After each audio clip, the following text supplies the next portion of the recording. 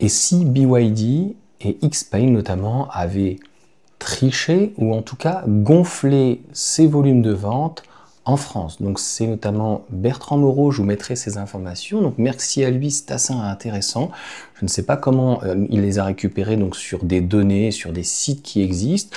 On aurait pu aussi parler de nos constructeurs qui ont l'habitude de faire ce genre de choses. On va vraiment parler de tout ça, mais c'est quand même inquiétant comment on commence seulement le mois d'avril, en tout cas maintenant le mois de mai, et bidouiller. Donc en fait on appelle ça les immatriculations tactiques depuis quelques années. En fait c'est la législation qui te permet en Europe et en France de pouvoir dire que tu as vendu un véhicule à l'instant T alors que finalement il n'a pas été réellement vendu. Je m'explique. En fait, quand un constructeur, un concessionnaire a immatriculé, il logiquement l'a vendu, le véhicule neuf, vous savez, ils ont des plaques sinon quand le véhicule est neuf en WW qu'ils attachent dessus, donc le véhicule est réellement neuf, et donc il va à un particulier, à un professionnel, une flotte, un artisan, elle va éventuellement à l'administration, donc une mairie, un département, donc une grosse société, peu importe. Donc encore une fois, c'est des choses où à la fin de l'année, des constructeurs bien sûr, hein, comme Peugeot à l'époque, Stellantis, Renault, même Volkswagen, donc font à la base, hein, on va pas se mentir, c'est pour gonfler ce chiffre à la fin de l'année et montrer que voilà, on n'a pas forcément été très ridicule. Là, c'est quand même bizarre de le faire au mois de mars ou au mois d'avril. Alors c'est vrai que ça peut être fait aussi au niveau du trimestre. Donc je m'explique comment ils font. Encore une fois, c'est assez simple. Il y a le constructeur, il a un stock et il va y avoir donc un concessionnaire qui est indépendant ou non, une franchise ou non, et qui va venir immatriculer donc à son nom un véhicule et ça va permettre donc de dire on a vendu. Comme je vous ai dit, très souvent c'est certains 15 à 20%. Il l'a mis donc en comparaison avec Tesla, ça aurait été intéressant qu'on le fasse avec d'autres, notamment d'autres constructeurs comme Geely, chinois en tout cas, qui le font ou qui ne le font pas. Geely, MG, je tiens à rappeler que par exemple MG l'avait fait, mais c'était pour une autre manière, c'était d'immatriculer pour avoir le bonus, donc comme le bonus était jusque l'année suivante, jusqu'au mois de mars, ils avaient immatriculé des véhicules au 31 décembre. Bon, c'est de la bidouille, c'est de l'arrangement, c'est de l'articulation financière, vous l'appellerez en fait comme vous voulez, ce n'est pas important. La question qu'on peut se poser, c'est pourquoi manipuler des chiffres en mars, en avril, et c'est surtout, alors BYD, on a bien compris, je trouve que c'est complètement surcoté. Bizarrement, quand je parle de BYD, je dis c'est pour le moment dans l'ensemble surcoté, j'entends pas trop de fanboys, et pourtant BYD vend 4 millions de véhicules, donc c'est quand même, à mon sens, en électrique et ailleurs, l'un des futurs numéro 1 mondial. On verra bien ce que ça va donner donc avec Toyota et dans le monde par rapport à tout l'électrique. Et de l'autre côté, donc, Xpeng qui ne vend que 200 000 unités, ils vont peut-être arriver à la fin de l'année à 500 millions. Enfin, après, si tu commences à piper de 20% tes chiffres, donc BYD, c'est plus de 20%. Donc, en fait, ils t'annoncent 5 000, 6 000, 10 000, t'imagines? Donc, à chaque fois, si dans chaque pays, ils immatriculent et que finalement, derrière, il n'y a pas de clients, professionnels ou particuliers, bah, en fait, le chiffre, encore une fois, il est complètement bidonné. Pour Xpeng, ce qui est inquiétant, c'est que sur le G6, parce que le G9, si tu veux, il fait 4,89 m. Déjà, à l'achat, il est relativement cher. En leasing, à 670 €, c'est vrai que si on rajoute plus de kilomètres, il risque d'être un peu plus élevé. Donc, il peut rentrer en concurrence avec, par exemple, BMW, hein, un iX. Je me rappelle qu'on était à 790 €, je crois. Donc, je suis désolé, entre BMW et un petit constructeur qui existe depuis une dizaine d'années, hein, si on ne parle pas de Tesla qui existe depuis 20 ans, mais de BMW, c'est compliqué quand même. Sachant que les révisions de toute façon Xpeng, ça sera souvent chez un BMW ou un Mercedes, donc vous allez la payer le prix, on va dire, relativement fort. Sur le G6, on est sur un marché plutôt familial, donc le G9 4,89 m, l'autre fait 4,75 m, c'est ce que le modèle Y faisait, il fait 4,79 m. C'est relativement gros, mais c'est la taille d'une grosse familiale type 5008. Donc, il est certain que si demain, mais ça ne sera pas le cas, Xpeng, comme par exemple MG arrive là avec, on en reparlera la semaine prochaine, donc on est dimanche, la MGS 5, donc EV, sur la plateforme finalement de la MG4, là voilà, ça peut être dans l'ensemble intéressant.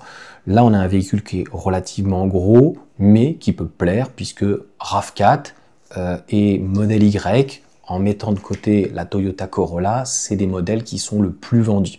Pour autant, 470 €, c'était vraiment, à mon sens, très bien situé en leasing.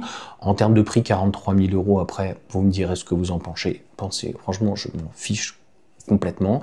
Mais vous savez qu'il y a déjà le nouveau modèle. Il y a déjà d'ailleurs, il y a des personnes en commentaire qui disent le rafraîchissement s'est fait peut-être un peu vite. Alors, avec de très belles nouveautés, certes, a priori en Chine, moins cher, donc il fallait réellement concurrencer Tesla. On voit bien que pour Xpeng, ils ont une haine de Tesla. C'est assez impressionnant, j'ai l'impression qu'il y a une guerre économique et ils sont prêts à tout, baisser le prix, fracasser les prix, vendre éventuellement à perte, et donc là ils proposent le G6, peut-être qu'ils le feront aussi pour le G9, mais c'est pas le cas aujourd'hui, donc qui est à 670 € comme je viens de vous dire, le G6 qui est à 420 €, donc sans apport, sur 4 ans, 10 000 km, personne ne fait mieux, c'est à mon sens le meilleur rapport qualité-prix, et pour autant, je l'ai déjà dit, hein, sur les voitures électriques, la mayonnaise ne prend pas. Le modèle Y est un ralentissement parce que nous, en France, il y a eu beaucoup moins de bonus.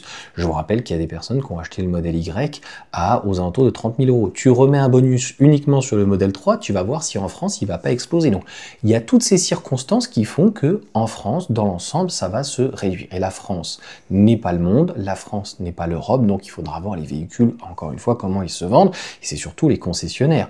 À partir du moment où ils ont un showroom et qui mettent en place en fait pour 2 modèles et qu'il y en a un qui se vend moyennement et que l'autre ils ont du mal donc à liquider les stocks à 420 €, les gens ça fait comme le modèle Y, ils attendent la nouveauté, sachant que tout le monde a dit, et ils l'ont dit eux-mêmes, ils étaient très fiers là-dessus, Xpeng donc en Chine, d'avoir baissé, c'est de près de 3 000 $. Hein.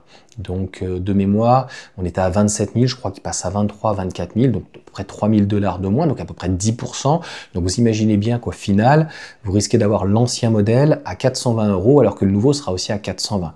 Donc, qu'est-ce qu'on fait dans ces cas-là? Quand on a du stock qui est déjà arrivé en Europe, on ne va pas le ramener en Chine alors qu'on a déjà payé éventuellement déjà des frais de douane, etc.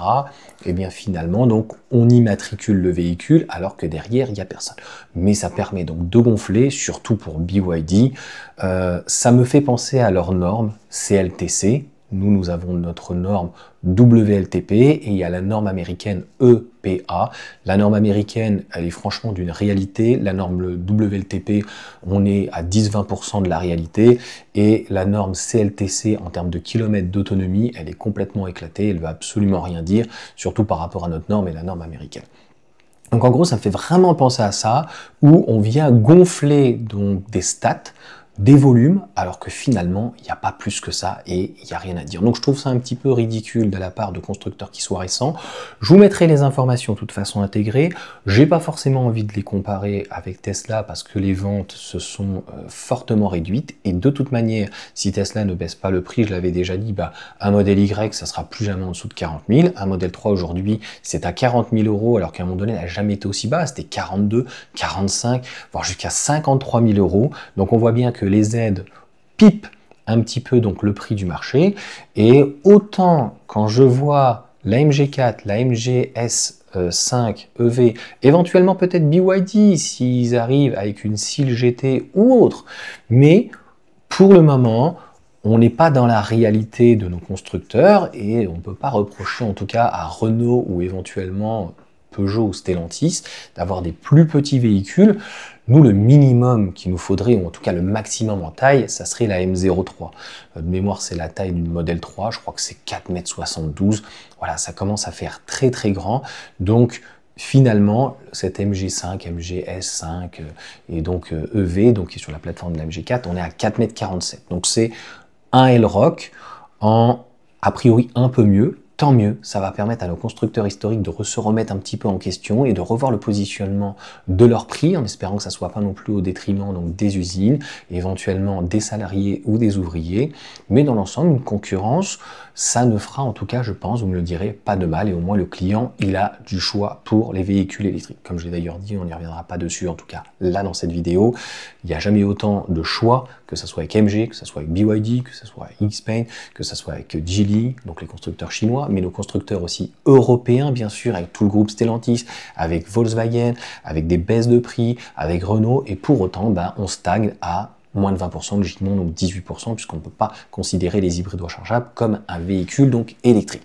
Voilà pour cette vidéo, et n'en prenez pas ombrage, mais je trouve ça ridicule, mars-avril, en fait, qu'ils aient bonifié le volume, parce que notamment en France, s'ils pouvaient déplacer Tesla, je trouve que ça serait une super com, sauf que je pense que ça va être compliqué, et ce n'est pas le problème dans mon sens de Tesla, c'est-à-dire que sur la voiture électrique, Tesla, je pense, est incomparable, mais pour le reste, sur les autres véhicules de constructeurs, que ce soit en thermique, mais même en électrique historique, c'est plutôt eux qui concurrencent en fait le groupe Tesla que forcément les véhicules chinois.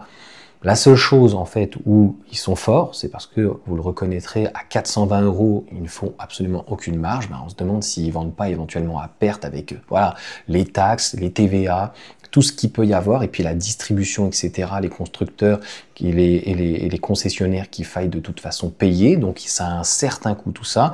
Donc il faudra voir à la fin de l'année réellement la répercussion et vraiment la pénétration de ce marché-là. Et on voit quand même que, au-delà de BYD, je l'ai déjà dit, donc par rapport à Xpeng, ils arrosent énormément donc d'influenceurs, de communication. Tout ceci, ça a un coût. Pareil pour BYD, qui a fait, je crois, la Coupe du Monde. Moi, je regarde plus trop les médias, mais tout ceci, encore une fois, a un coût. Je sais qu'MG, ils sont avec l'équipe de foot donc de Lyon. Voilà, ça va être dur de comparer. Et c'est pas un gros tac, mais petit tac, je tiens à rappeler que Tesla, ce sont les seuls, c'est une grosse société qui ne fait pas que des voitures donc électriques, qui ont donc ses propres bornes de recharge, mis à part Unity, où il y a plusieurs constructeurs, voilà, on va pas les nommer, il y en a plus de 5, Donc il y a de mémoire Volkswagen, enfin Kia, Hyundai, bien sûr Mercedes, etc. Normalement, il n'y a pas Renault et Stellantis, mais Renault a Mobilize. Concrètement, Tesla et ce sont les seuls, en tout cas, à avoir leur propre réseau. Et j'ai vu comme quoi il devrait y en avoir en Europe. Alors on parle donc d'un fournisseur en Norvège. Moi, mon idée, je vous le dis depuis le début, c'est bien beau en fait de montrer, c'est bien beau d'essayer d'arroser, c'est bien beau de vouloir un petit peu arrondir les angles. Je ne dis pas que les autres ne le font pas, mais je vous le dis, ça commence à se voir. Et malheureusement, si derrière il n'y avait pas donc le Parti communiste peut-être chinois, s'il n'y avait pas des financements privés, eh bien l'entreprise n'en serait pas là. Après, pour Tesla, on ne peut pas comparer. Moi, en 2018, honnêtement, je n'aurais jamais acheté clairement un véhicule Tesla. Et aujourd'hui, sur une Xpeng, ça peut être intéressant sur du leasing, mais pareil de toute façon sur une BYD. Sauf éventuellement sur la petite citadine qui devra arriver d'ici la semaine prochaine, si ça a moins de 20 000 €. C'est un très bon constructeur. Ils font des batteries, donc en fait, ils ne sont pas prêts de partir comme MG. Donc, affaire à suivre, mais de manipuler un petit peu ces chiffres comme ça, ce n'est jamais très bon pour le grand public. Alors, beaucoup de personnes ne le verront pas, beaucoup de personnes qui ont peut-être acheté la marque vont se mettre des œillères, mais aujourd'hui c'est prématuré de dire que c'est un succès dans la mesure où, bien, il faudra voir qui fait mieux aujourd'hui que le modèle Y. Est-ce que la Sea Lion se vend plus dans le monde? Est-ce que éventuellement le Xpeng G6 se vend plus? Je ne crois pas. Si le jour où c'est le cas, eh bien, on en reparlera. Mais pour le moment, en tout cas, on va remettre un petit peu l'église au centre du village et on verra bien. C'est pas facile non plus d'avoir une distribution. Entre distribuer 10 000 à 100 000 véhicules ou 500 000 et en distribuer 1 à 1,5 million, c'est complètement différent. Et bien sûr que lorsque vous avez des problèmes sur un véhicule, eh bien, faire une réparation ou faire un retour éventuellement de service ou de client ou quoi que ce soit, des bugs qu'il pourrait y avoir, c'est beaucoup plus simple sur 100 000 véhicules que 1 million de véhicules. C'est ce qui peut arriver sur des grands groupes comme Stellantis, Ford ou d'autres. N'hésitez pas à mettre un commentaire, de me dire en tout cas vous ce que vous en pensez. Moi j'ai tendance à dire encore une fois, wait and see. C'est comme Tesla avec une compacte et on peut se poser la question si finalement la compacte va pas arriver trop tard parce que il y a 30 000, 35 000 €, on a déjà l'Elrock, il y a le Scénic et puis donc cette MG5 en EV qui est vraiment à mon sens plutôt très bien. Donc il y a du choix sur les voitures électriques, il faut pas se tromper. Dites-vous bien que quand vous avez une volatilité sur un constructeur chinois ou un modèle d'une marque ou un constructeur qui n'est pas forcément spécialisé dans la voiture électrique et qui peut y avoir une décote, eh bien le leasing peut être une très belle alternative, mais c'est quand même fou de se dire à 420 €, ils n'arrivent pas donc à les brader. C'est ça qui est fou, parce que c'est quand même un super véhicule, il faut reconnaître, c'est ça qui est fou. Donc il reste encore des véhicules qui sont dans les stocks et ils en ont immatriculé à l'appel.